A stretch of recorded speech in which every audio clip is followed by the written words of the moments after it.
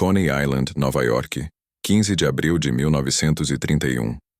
O ar maresia do Atlântico misturava-se com o cheiro de óleo de fritura e algodão doce das barracas de diversão ainda fechadas para a temporada. Mas dentro do restaurante Nuova Villa Tamaro, na Avenida Surf, o cheiro predominante era o de molho de tomate rico, alho refogado, vinho tinto pesado e, pairando sob a superfície, o odor metálico da traição iminente. Sentado à mesa principal, com um guardanapo enfiado no colarinho da camisa engomada, estava Giuseppe Joe The Boss Masseria. Ele era o imperador do submundo de Nova York, um homem rotundo, barulhento e antiquado que acreditava que a força bruta e o medo eram as únicas moedas que importavam. Ele comia com a voracidade de quem acha que o mundo lhe deve cada garfada.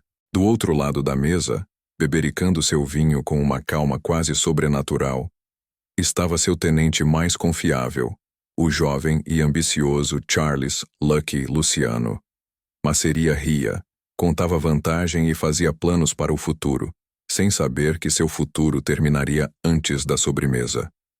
Ele acreditava que aquele almoço era uma celebração de sua vindoura vitória na sangrenta guerra de Castellamarese. Ele não sabia que estava participando de sua própria última ceia, orquestrada pelo homem que ele chamava de filho.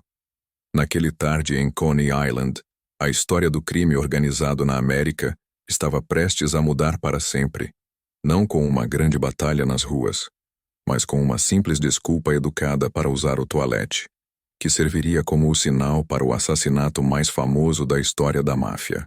Para compreender a magnitude daquele momento no restaurante, precisamos entender o barril de pólvora que era Nova York, em 1931. A cidade estava mergulhada na Guerra de Castellamarese, um conflito brutal entre duas facções que lutavam pelo controle total do crime italiano na América. De um lado estava Joe Masseria, o chefe, um tradicionalista siciliano, um mustache Pete, que desconfiava de qualquer um que não fosse da sua própria aldeia na Itália. Ele governava como um senhor feudal, exigindo tributos e matando por capricho. Do outro lado estava Salvatore Maranzano, um homem culto, quase estudioso, mas igualmente implacável, enviado da Sicília para derrubar Masseria. A guerra já durava meses, corpos se acumulavam nas sarjetas do Brooklyn e do East Harlem, e os lucros do contrabando e do jogo estavam despencando. Ninguém estava ganhando, e todos estavam sangrando. No meio desse caos estava Lucky Luciano. Ele era de uma nova geração. Ele não se importava com as velhas rixas da Sicília. Ele queria fazer negócios. Ele via o potencial de alianças com gangsters judeus como Meyer Lansky e Bugsy Siegel, e com os irlandeses. Para Luciano, Masseria e Maranzano eram dinossauros, obstáculos no caminho da modernização do negócio. Masseria, em particular, tornara-se um fardo perigoso. Sua paranoia estava fora de controle. Ele via traidores em cada sombra, e suas exigências financeiras sobre seus subordinados estavam se tornando insuportáveis. Luciano percebeu que, se a guerra continuasse, ambos os lados se destruiriam, e o governo federal varreria os restos. Alguém precisava quebrar o impasse. Com a frieza de um enxadrista que sacrifica sua rainha para ganhar o jogo, Luciano tomou uma decisão. Ele procurou secretamente Salvatore Maranzano. O acordo era simples e brutal. Luciano entregaria a cabeça de Joe Masseria em uma bandeja de prata. Em troca, Maranzano terminaria a guerra, assumiria o título de chefe dos chefes e faria de Luciano seu segundo em comando. Era a traição suprema. Masseria havia acolhido Luciano, dado a ele poder e proteção. Mas no mundo que Luciano estava construindo, a lealdade era apenas uma palavra no dicionário, e a gratidão era um sentimento que não pagava as contas. O cenário foi montado com precisão teatral. Luciano convidou Masseria para um almoço de negócios no Nuova Villa Tamaro. O restaurante era território neutro, ou pelo menos assim parecia. O dono era um conhecido de Masseria, o que lhe deu uma falsa sensação de segurança. Masseria chegou em seu carro blindado de aço, com 2 guarda-costas que foram dispensados na porta. Afinal, Ele estava almoçando apenas com Lucky, seu braço direito. Que mal poderia haver nisso? O almoço foi uma maratona de indulgência. Pratos e mais pratos de massas, frutos do mar, carnes, tudo regado com litros de vinho tinto robusto. Maceria comia como se não houvesse amanhã. Uma ironia que não escapou a Luciano. O velho chefe falava de boca cheia, gesticulando com o garfo, detalhando como eles iriam finalmente esmagar Maranzano nas próximas semanas. Ele estava confiante, bombástico, cego pelo próprio ego. Luciano ouvia, assentia, sorria nos momentos certos, enchia o copo do chefe. Por dentro, ele estava contando os minutos. Ele observava cada movimento de maceria, cada risada gordurosa, sabendo que estava olhando para um homem morto.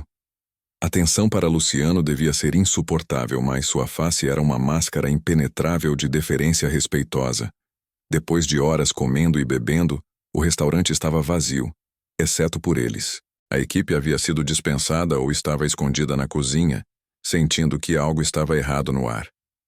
A luz da tarde começava a diminuir lá fora. Maceria, satisfeito e ligeiramente embriagado, recostou-se na cadeira, palitando os dentes. Ele sugeriu um jogo de cartas para relaxar antes de voltarem para Manhattan. Luciano concordou prontamente. Um baralho foi trazido. Eles começaram a jogar. Foi então que aconteceu.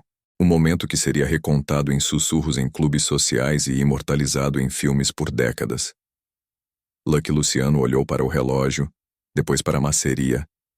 Ele colocou suas cartas na mesa com calma. "Escusa-me, Joe", disse ele, levantando-se.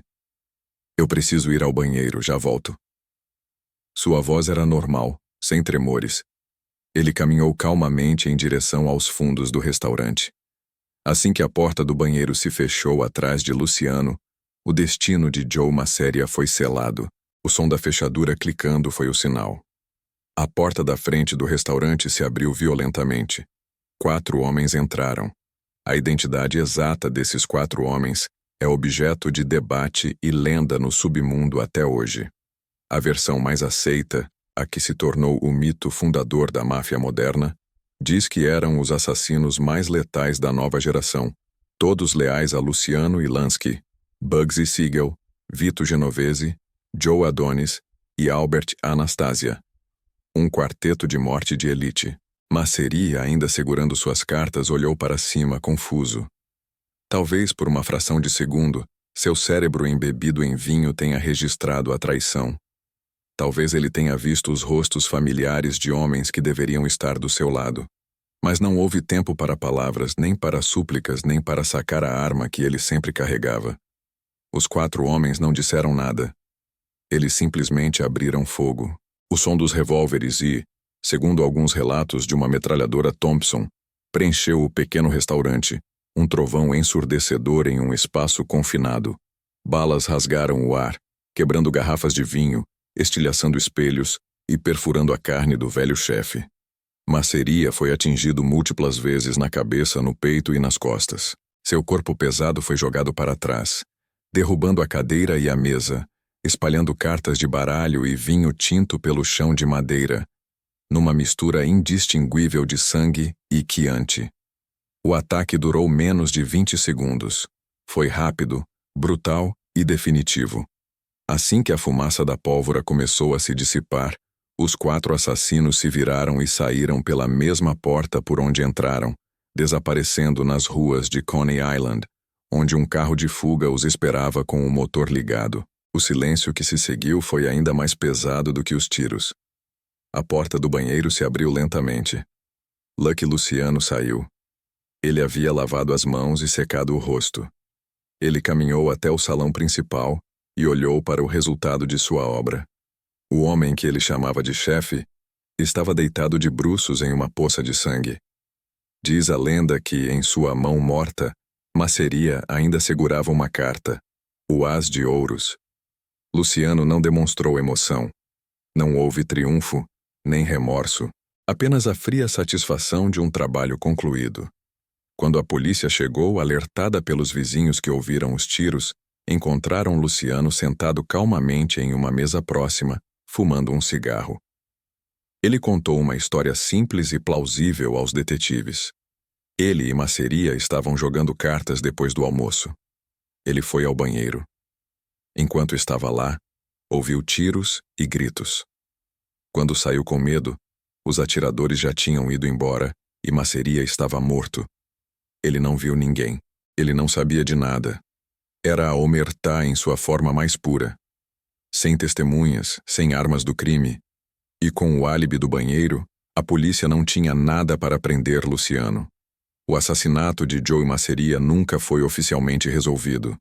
A notícia da morte de Masseria percorreu o submundo como uma onda de choque elétrica. A guerra de Castellamarese acabou instantaneamente. Os partidários de Masseria, vendo seu líder eliminado de forma tão absoluta, depuseram as armas e juraram lealdade a Maranzano. Salvatore Maranzano convocou uma grande reunião e declarou-se capo de tutti capi, o vencedor supremo. Ele acreditava que Luciano era seu servo leal, mas Luciano não havia matado um tirano apenas para substituí-lo por outro.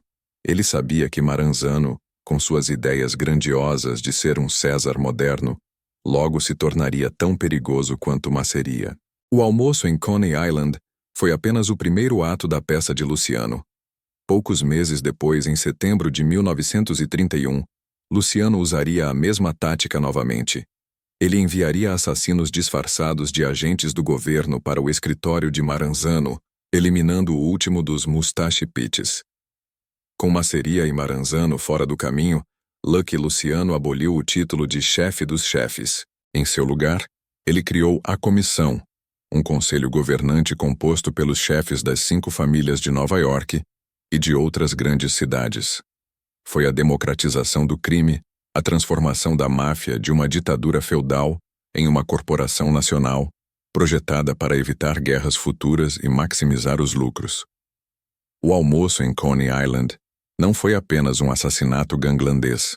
Foi um momento de virada histórica. Foi o dia em que o velho mundo morreu nas mãos do novo. Foi a demonstração definitiva da filosofia de Lucky Luciano.